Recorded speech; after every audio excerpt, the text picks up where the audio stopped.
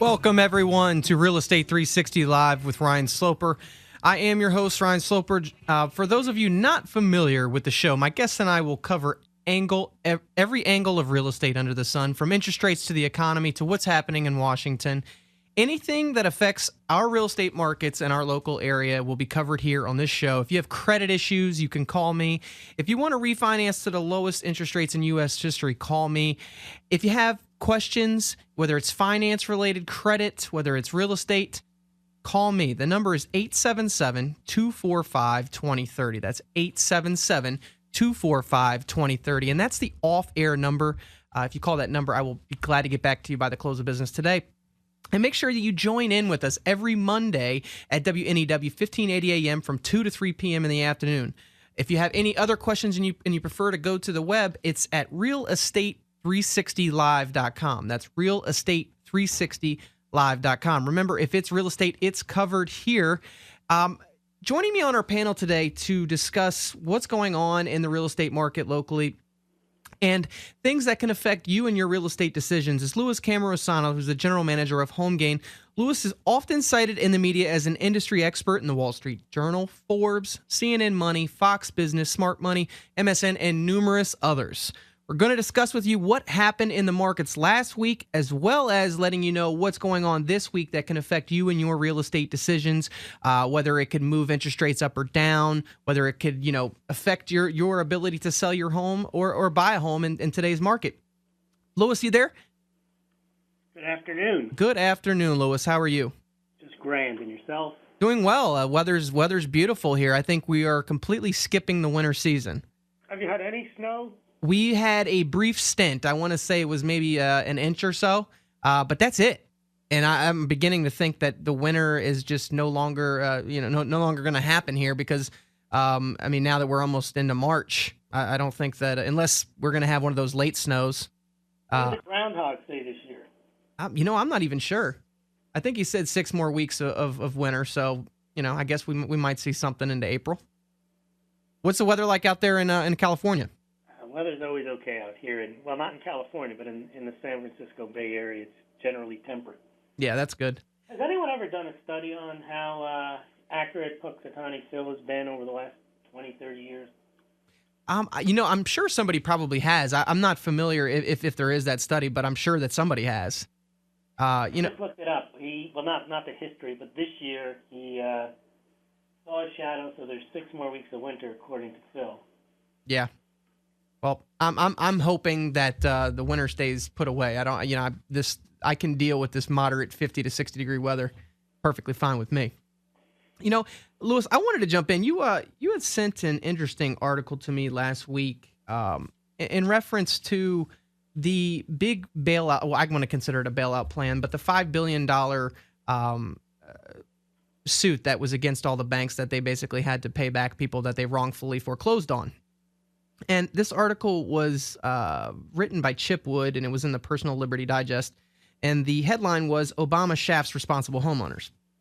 And I wanted to bring this up because I think that there's a lot of valid points in this article. And once again, it goes back to, they're really not fixing a situation. I really think that they're making the situation worse by having things like this. The article goes into kind of giving the difference, or it gives an example of 2 different families that may have bought, let's say, 4 or 5 years ago, back, when the market was booming. And one family, they saved up enough money to put a down payment of, let's call it $40,000 on a $200,000 house. They invested and saved $40,000 to put down on that property. Then you had the second family that didn't save anything, that was able to get away with putting a 0% down payment. And here we are, that loan had adjusted on that second family, and then they weren't able to keep up the payments because, obviously with not putting any money down, the payment would be higher. And here we are 4 or 5 years later, same street. These people bought on the same street, and they're in 2 different situations where the one family, they can't keep up with their payments. They're underwater. The other family that made significant strides to make sure that they put a decent down payment, they're underwater as well. But the people that are actually benefiting from not making payments or not able to make payments are the ones that these banks are supposedly going to bail out and give $2,000 for free. if they were wrongly foreclosed on. Now, I don't know about you, Lois, but it seems like, we're advocating people to fail or not pay on their mortgages. And if this were to continue, I mean, I could see where, in the article is basically insinuating that, can you imagine if everybody said, well, you know what, I'm just not going to pay my mortgage? Yeah, that's what's called the moral hazard. When you create these programs along this nature, it's the same what happened in Detroit. They bailed out the auto industry, and they told the bondholders they were greedy and therefore they weren't going to get paid. And now they're claiming it's a success because they like the result that they got. I think Ron Paul mentioned on the debate the other night, that's like saying you judge the bank robber's activity by whether he was successful or not. If he got away with the robbery, you applaud it. If he didn't, you say he's a criminal. But basically, it's not right to create programs where you actually encourage or reward bad behavior. Absolutely, and it seems like that's all that the government has done over the last 3 years is create more. Well, it's not the last 3 years. They've been doing it in housing. They've created the housing crisis in conjunction with the banks. They basically cut a big gaping hole in the housing market, and now they keep picking at the scab. Yeah. They just don't know when to leave it alone. Well, it was interesting because in further down in the article, it was saying where Dick Bove told CNBC viewers that this is the mortgage deal from hell. He said that the biggest lesson to learn from all of this is that only fools meet their financial commitments. And if you're the right message to be sending? Absolutely not. And it's, if anything, I mean, you should want to reward people that are, staying in their homes, making their mortgage payments, and are not choosing to strategically default. Because if everybody knows that, hey, if I don't make my mortgage payments and there's a chance that the bank will actually work with me or I'll get something out of it, they're definitely going to go that route. I mean, I can already see from I've had people already coming up to me lately, Lewis, that have heard about this, and they're like, well, how can I take advantage of it? Yeah, well, look at the low interest rate environment. You keep low interest rates artificially low. Yep. You keep interest rates artificially low. Here's what happens.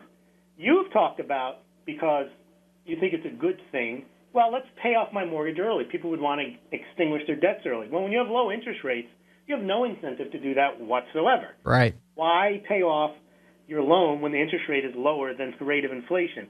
Or you also have no incentive to save because you're not going to get any interest on your money. So low interest rates encourage consumption and borrowing, which generally, if you do too much of both of those, that might be considered immoral.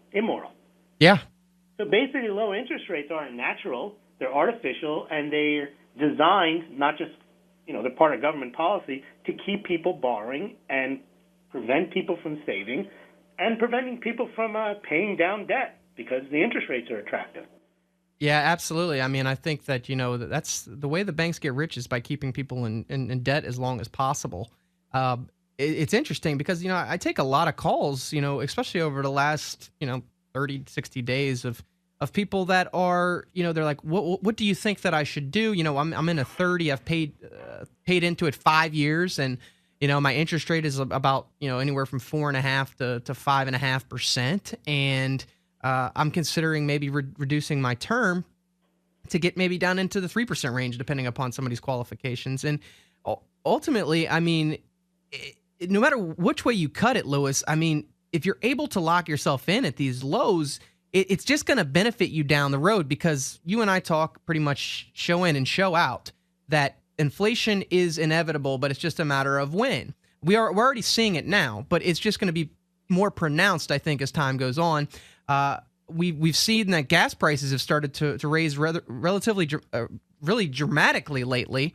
And I think that's really gonna put a damper on the economy moving forward. It's gonna be interesting to see what takes place this summer, especially with the impending elections. Are we going to be, is the government going to have some sort of, way of curtailing these prices from rising out of sight? Because, I mean, that would not be good for Obama if prices were to go up to $4 or $5, as some are predicting this summer. What do you think about that? Well, I think, as many do, that the reason gas prices are going up has nothing to do with speculation, nothing to do with crisis in the Middle East. It has everything to do with the value of the dollar. I just pulled up for today's show the price of gas in 1964 was 30 cents a gallon, which is approximately equivalent to a quarter. Mm-hmm. Now, back in 1964, quarters had silver in them, 90% silver. That same quarter in 1964, do you know what it's worth today, the silver quarter, based on the melt value of the quarter? $6.43. Wow. The silver dime from 1964 is worth $2.50. Yeah. So actually, gas has gone up less than the value of the silver that used to be legally mandated in our coins. Yeah, that's very interesting. So really, gas hasn't gone up. We've had inflation and a reduction in the dollar that just makes the gas price seem higher. But if our money had still been in those, if we were still trading in the silver quarters and silver dimes, gas would actually be lower. Yeah, that's what I was gathering from that. So it should actually be lower based upon those things. But now that we have 3 dimes would be $7.50. Yeah. But the interesting thing is that a large majority of people's income that they have is right now going to food and gas. And as I can see going into the summer months, if these things raise up, I mean, I think that everybody's been talking about this positive momentum in the economy right now, which I don't think is really there. I think that that's a farce, and there's really anything that we're gaining, especially in real estate sales. Now, granted, we talk about local markets all the time. In the DC metro area right now, it is on fire. I mean, there's multiple contracts on pretty much everything that's decent. Okay, so in other areas it might not be like that, but in the DC metro area, I really think that barring interest rates, going up to 5+%, that it's going to remain on fire just because of the job situation. In other areas, that's not going to be true. But I really think that real estate investing and getting low interest rates at this point in time is a great idea, and I'm seeing more and more people take advantage of this situation. Warren Buffett was actually, I guess he actually wrote that he was dead wrong on real estate. He was predicting that the real estate market was going to turn around in 2011 and into early 2012, and now he's kind of going back and saying, I was kind of wrong about that. And that brings up a great point, because really, Lewis, you and I talk all the time. It's like, he's a guy that really knows businesses and knows stocks, but he's not a guy that really knows real estate. And if you really want to know what's going on in the real estate markets, you should be working with somebody that's got their feet on the ground in that local area, that knows real estate, that can give you sound advice. Because he's just speaking hypothetically with what he thinks is going to happen. I think that going through 2012, it's probably going to remain about the same as where it was last year, except in areas that have high job growth, which would be the DC metro area. Actually, people would find it astonishing if you said that your local real estate agent knew more about real estate than Warren Buffett. People like to believe in the myth that somehow Warren Buffett knows everything, is infallible, and that his views on taxation are somehow correct because he made a lot of money investing in stocks. Yeah. And somehow he's right about real estate too.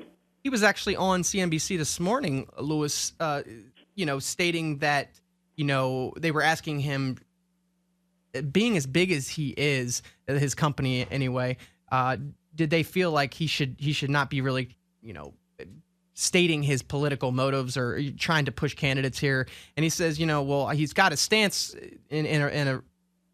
he's willing to do that because he has that position and stature, just based upon the amount of money that he's made these companies and the shareholders over a period of time. But I mean, he's now saying that, hey, I would buy up tons of properties if I could. Well, what's preventing you from doing that? Also, he's arguing for higher taxes on people like him. What's preventing him from sending a big check into the government? And he won't do that.